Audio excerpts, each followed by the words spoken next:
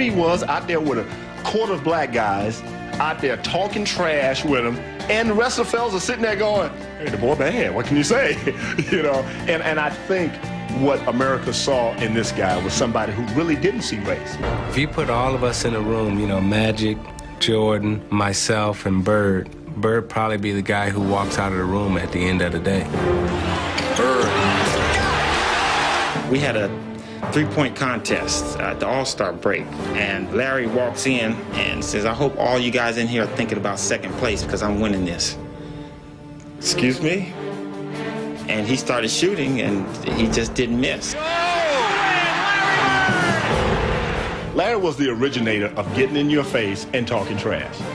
And then you sit there and you go, this guy up in my face talking noise. He ain't that fast, he's slow, but he knew how to aggravate you, agitate you enough to get you out of your game. I was guarding in my rookie year. He looked at me and he goes, you can't stop me. And I looked at him and I said, gosh, boy, you're so confident. He goes, confident? You're a rookie. You don't know anything. He proceeded to score like 10 straight points on me. The coach took me out the game. He walks by and he's laughing at me. Larry Bird catches the ball in the corner. I take off running out at Larry Bird. And right when he's getting ready to shoot, I jump. And as I go by, him, he tells me, he says, fly, Bird. And I go right by him, and he shoots the ball. It's nothing but nylon. Larry Bird was a pain in the neck. Anytime we had a chance to win, Larry Bird changed that. Larry Bird. Almost his own shot. Oh, there was a certain confidence you had because, you know, if you ever got in trouble, give the ball to Larry and get out of his way, and he delivered. The double team in Bird. Larry, fake, fall away. Hits it at the buzzer. All right. He was a cold-blooded killer. In the last 24 seconds, he would demand the basketball in the huddle. Baseline, throws it up, man. Larry Bird did it again. He did it again. Oh, my goodness. He did it again. He was a basketball genius. He'd be a step ahead, a thought ahead, play the game like a chess game. Over the shoulder. I'd much rather guard Michael Jordan than Larry Bird because you have to play the game as a thinker when you're playing him. You have to get inside his mind. Larry wasn't quick, couldn't jump really high, but there was just some sleepless nights. Bird takes the pop. It's gone. It is gone. I remember the time when Larry got on the roll, started shooting the ball. Every shot was going in. Goodbye, she's gone. I guess the two-pointer was too close. When he ran by the bench, he goes, that's a heat check. Just see how hot I am. All right, he runs by Frank Layden, who's the funniest guy in the league, and Frank is coaching, and Larry says to him, hey, Frank, don't you have anybody on that bench that can guard me? He goes, so nobody out here can. Frank looked down at the bench and goes, no. Magic couldn't wait to give you the best smile and say, how are you, make you feel good. Larry Bird would rather say, don't even say hi to me. I'd rather not get involved with this. The media begs off with Larry because they're very afraid of him. They're afraid to somehow or another infuriate him. They're afraid to ask the tough questions. He somehow or another has that way of intimidating the media as he intimidated players. He's never said to me at any point in our conversations off the record, and I asked him once about that. I said, well, you know, why don't you ever hold back? Why don't you say off the record to me? He says, I don't care what you write. I don't read it. Bird's unwillingness to back down from the media was an extension of his aggressiveness on the court. Bird fights Kareem, swings the elbow, and now is yelling at Larry Bird. You could never back down. Jaw to jaw. Once you do, people look at you different. You had to stand up for everything you believed in, and even if it's the one playing basketball, if somebody took the gloves off and wanted to go, you had to go. If you didn't, there's no use playing. Bird's hard nose was never more visible than during a 1984 game with the 76ers when he took issue with Dr. J.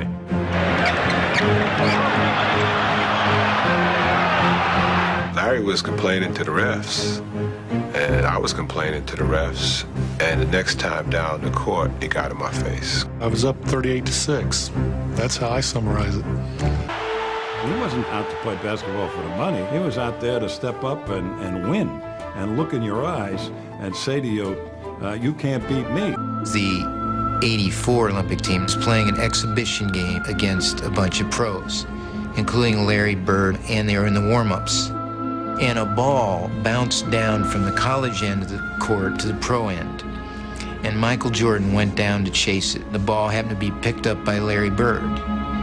And Michael went up a few feet away from Larry Bird and held out his hands. And Bird took the ball and fired it back down the court over Jordan's head, as if to say, you're not only not getting this ball, I don't give a damn who you are. Larry Bird knows exactly who this guy is and what's going to happen in the next few years. And he wants to get every edge he can get right now. So listen, I got a pulled hamstring, so I'm not playing tonight. He walks down to me. Man, I'm sorry you're not playing, but he said, I'm going to tell you what. Since you're here, I'm going to put a show on for you. So you just sit back and watch, okay? And I'm like, man, get out of my face, man. I want to hear that. You know, that's Celtics and the Lakers. Every time he hit one, he look at me. I was getting ready to start a game and get up to the jump ball, and Larry said, you know, just out of the blue, he goes, go ahead, Kevin, tell Elvin Hayes what you told me. And I didn't tell him anything. And I said, well, go ahead and tell him. Like, you said you were going to kick his ass. And I'm like, oh, man. And Elvin Hayes is looking at me. Well, at that point, it was hard to say, no, I didn't say anything. I said, I guess so. But, you know, Larry just got stuff started up. Larry is a funny guy. He had unshakable confidence. If he could get his shot off, he felt like we was going to win the ball game. The Celtics win it! As soon as Larry let it go, he virtually turns to the bench and he's looking over like, you should have had more than one guy on me. Bird hits and the Celtics win it! The three-pointer by Larry Bird at the buzzer. I remember we were playing Washington in Washington one night, and Larry just hit what would have been the game-winning shot, but KC called timeout. It won't count. It does not count. Boston had called a timeout. Larry came back to the bench, and, you know, he was a little upset. He looks at the bench and says, hey, guys, when I come back after timeout, I'm going to go right to the same spot, and I'm going to kick it in. He told Washington, I'm going to get the ball. 2 seconds left. The Bullets by 1. Aims to Bird. He gets a good shot, and the Celtics win it. Boy, this is something else. Incredible. And Bird wins it at the buzzer. How many people you know would talk to the other team like this and say, I'm going to stick it in your face? And at the end of one of the trips, he had accomplished every goal. We hadn't lost a game on the trip. And Larry told all of us players and the media too, we were all standing around waiting to leave. He said, tomorrow night's the last game of the trip. I'm going to play this one left-handed at least through 3 quarters. What a performance by Bird! And at the end of 3 quarters, the next night in Portland against poor Jerome Kersey, he had 27 points left-handed. And it was a remarkable performance. Oh, man, Larry was so confident, so extremely confident. Larry said, you guys want to win the game? Everybody said, sure. Yeah, absolutely. He goes, give me the ball and get out of the way. They needed 3 to win it, and I got to play Larry. So I'm down in the post knowing that he's going to come off of a pick. So I'm holding his jersey, and I'm doing everything I can to block his path, whatever I could do to stop him from getting an open shot. Larry Bird with a big three-point bomb. Once the shot was airborne, I just knew it was going in. That's the nightmare that you have when you know a player like Larry Bird has an opportunity to get a shot off. Hired in 1997, Larry Bird earned Coach of the Year in his first season. He brought his team to the verge of defeating the defending champion Bulls in the Eastern Conference Finals.